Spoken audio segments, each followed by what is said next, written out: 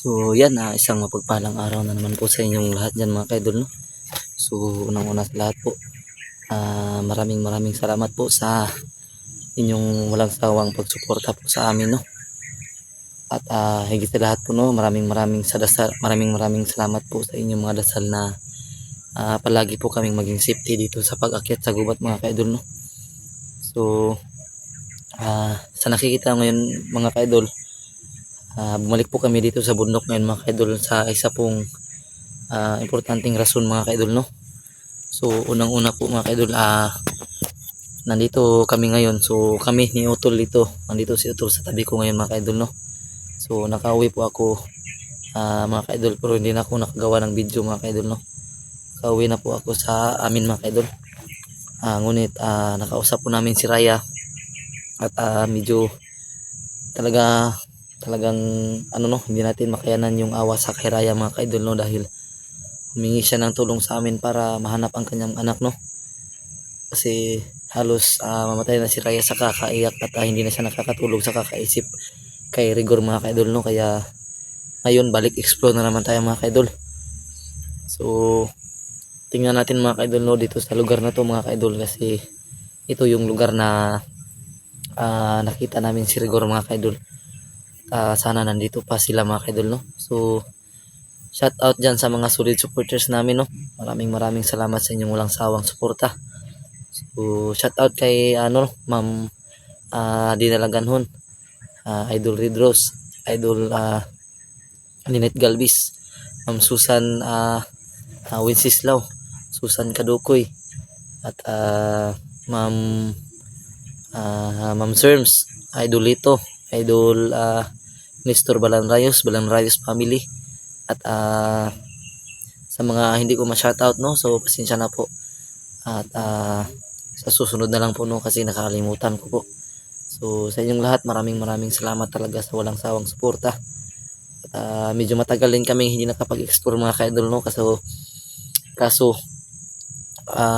talagang hindi na talaga sana kami mag-explore sa bundok mga kaidol, pero nagpasama din ako kay Utol ngayon mga kaidol, no. Hindi lang si Raya ang may rason kung bakit nandito ako ngayon at si Utol mga kaidol, no, kasi ilang araw na akong hindi nakakatulog ng maayos sa tahanan namin mga kaidol, no, doon sa biyanan ko, dahil may motor na pabalik-balik doon, no. May 3 tao na nakasakay tapos naka-helmet na tumitingin sa bahay namin sa mga bandang alas 11 ng gabi, no. Doon na sila dumarating doon, pabalik-balik na lang sila para bang may pinagmamasiran sila, no. Kaya pinilit ko mag-explore ngayon mga kaidol kasama si Utol, dahil sana maunahan natin sila, no. Hindi ko na gustong maulit yung nangyari na madama yung pamilya ko.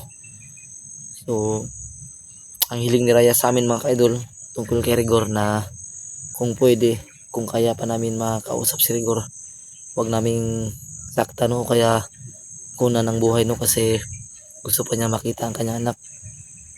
Pero depende na yan mga kaidol, no. Sinabihan namin si Raya, nakadepende na yan sa kanyang reaksyon, no, kung lalaban pa siya o hindi, kasi hindi naman pwede natatayo lang tayo kapag gawan tayo ng masama ni Rigor mga kaidol, no.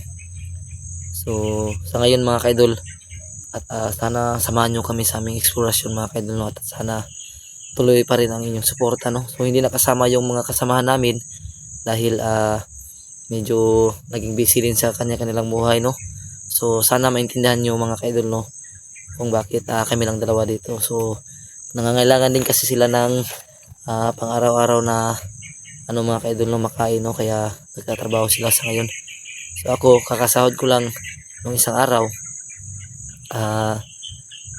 Ngayon explore ako, no, kasi sinabihan ko yung boss ko na kailangan kong umalis ng importante, no. Hindi ko sinabi yung sitwasyon ko mga kaidol, no, kasi baka hindi magtiwala sa akin yung amo namin, no, at tanggalin ako. So 3 araw yung palugit ng boss ko na babalik ako. Pag hindi ako makabalik, papalitan ako mga kaidol. So yun lang sa ngayon mga kaidol, no. Sana samahan nyo kami sa aming eksplorasyon at sana safety lang tayo palagi. Maraming salamat sa inyong walang sawang suporta. Idol Ito, shout out sa iyo. Idol sino pa yung nakalimutan ko na yung shout out mga kaidol, no, kasi matagal-tagalin tayong hindi nakapag-explore, no. At sana suportahan nyo pa rin, nyo rin po yung FB page ko mga ka-idol, no? Ipraim Birada po. Ilalagay ko na lang po yung Facebook ko sa screen mga ka-idol, no? Paki-follow po mga ka-idol. At makikita nyo po yung mga daily life po na nangyayari sa amin, no? Sa araw-araw na mga pangyayari sa amin, ina-upload ko po sa Facebook. Nagbabakasakaling baka pala rin dito, no, sa Facebook, no? So ito si Utol mga ka-idol.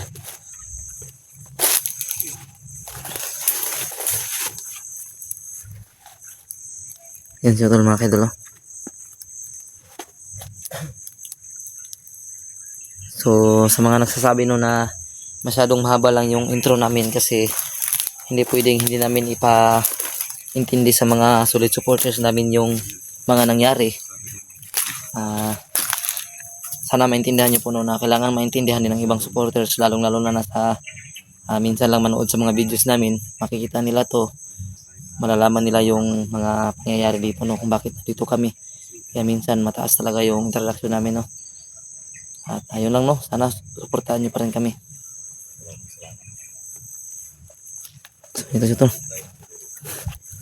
So matagal kaming hindi nakapag-contact ni Utol mga ka-idol, no, kasi nasira yung SIM card ko. Pero hindi ko alam, Tol, ba nung nakalabas ka dito, Tol, ba nandito ako sa lugar na to, nauna ka pa sa akin nakalabas. So, yun ang pinagtaka ko, kasi doon ko lang nakita sa mga sa comment section na malapit na raw tayo, pero hinaharang po kasi nakaharang si Rigor sa atin. Ayun, yun na nga.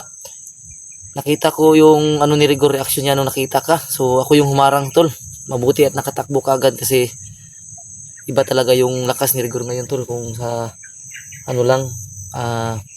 sa lakas lang talaga, wala talaga tayong dalawa, Tol. Ilang araw din akong na pumilit ako na talaga makauwi talaga, pero yan, salamat ako na nakauwi ko kasi.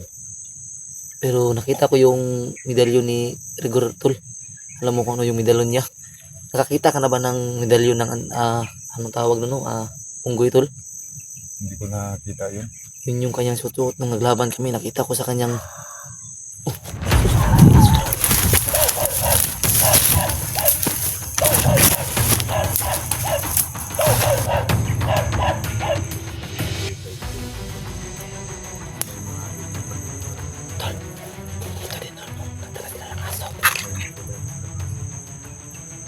Kaya hindi lang nagamit sa atin. Mas matalas yung kurang mga aso pa rin.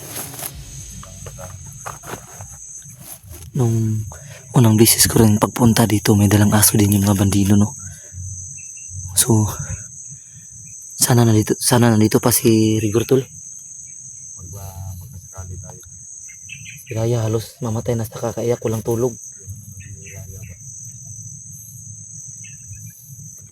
So yung mga kailan, ano ko si Raya, nung napuntahan ko, pag-uwi ko napuntahan ko si Raya. Nakakaawa talaga yung ni Raya. Sitwasyon. Yung tinitirhan nila ba halos na yung mga bubong nila, parang yung pagtulog daw nila. Pag umuulan, naging lang sila, parang kung pwede ay tumatayo sila kasi tumutulo na yung bubong nila ba.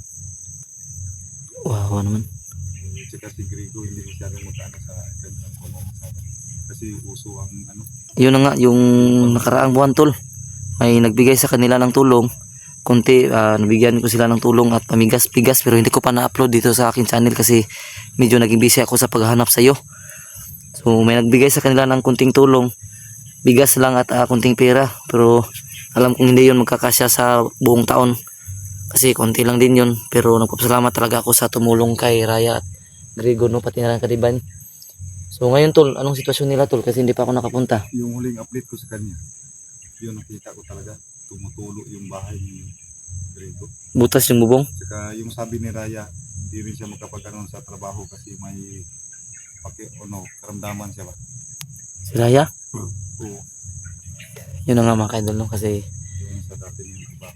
ang expectation ni Raya, si Rigor nagtatrabaho lang, nagpapadala ng pera ng 1,000, minsan 500. Yun ang sabi ni Raya. Pero iba pala ang trabaho ni Rigor ngayon. Kaya mag-ingat ka, Tol, kasi may aso, Tol.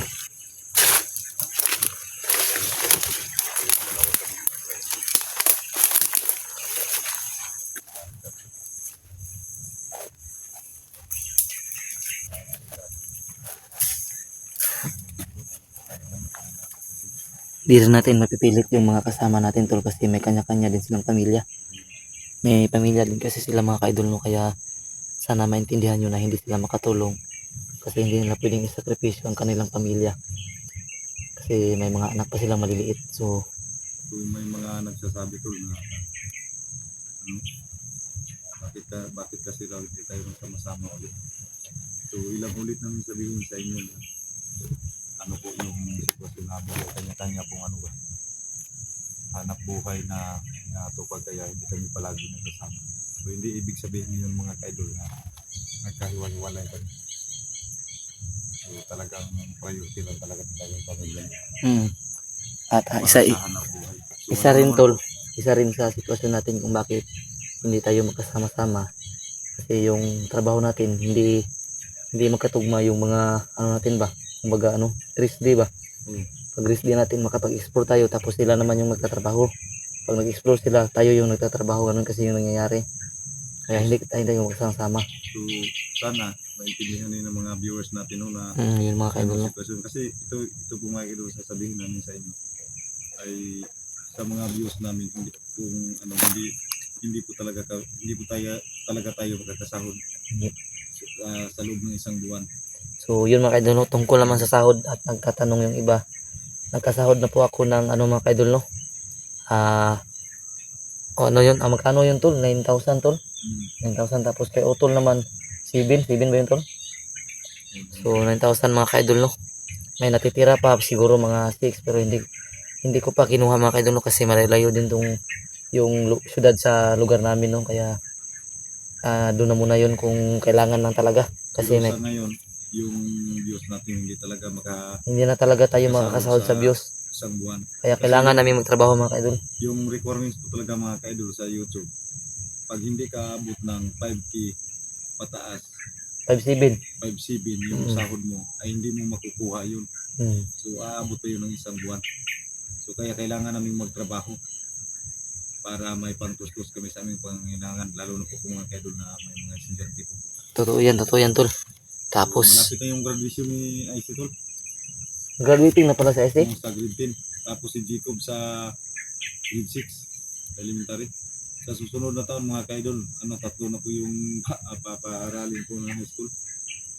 So yun na mga ka-idol no. Magbisika po tayo no. Ulitin ko po no, ginagawa po namin tong explanation namin para po malaman ng iba, lalong-lalo na sa minsan lang makapanood sa mga videos namin kung ano-ano talaga yung mga nangyayari sa amin no. So sa mga supporters namin dyan, kung gusto nyo pong mapanood yung mga pangyayari sa buhay namin araw-araw, paki-follow po sa aking page no, Efraim Birada po, ilalagay ko po sa screen. Pati na rin kay Utol, meron din siyang ina-upload yung tinatawag na reels mga ka-idol no, baka pala rin din kami doon sa Facebook. So ano yan? Sana po i-follow nyo po mga ka-idol no, para makita nyo po yung Strike TV. pang araw-araw namin na ginagawa. So Tol, medyo nawala yung aso Tol. Hindi lang tayo dapat magkita kasi talaga mahirap talaga pag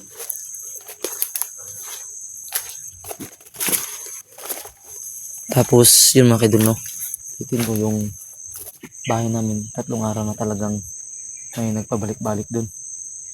Hindi ko alam kung ano ba yun pero sa tingin ko iba talaga yung pakiramdam ko sa nagbabalik-balik dun. 3 araw din ako natulog kaya napilitan kaming makapag-explore ngayon no, kasi delikado na yung sitwasyon, hindi ko gusto maulit yung mga nangyari. Kumusta naman yung tirahan nyo Tol? Walang nakano sa inyo? Sunod? Sigurado ka Tol, walang nakasunod sa'yo Tol? hindi ako sigurado din kasi alam mo naman yung mga hayop na bandido yung mas yung nila ba. Sobrang dami nilang taong kinakalat para mahanap yung mga tahanan natin. Kahit sa patag mayroon na daw. Meron ng sa patag? Oo, mayroon ng si Rigor sa patag. Meron na siyang nilagay na tao doon? Oo. Kung yung dito natin na nasa gupa dito po na si Rigor na hinahabol ako nila. Yun ang sabi. Kaya hindi na titigilan ng lahat ng mga hunter na kagaya natin. Ni Rigor?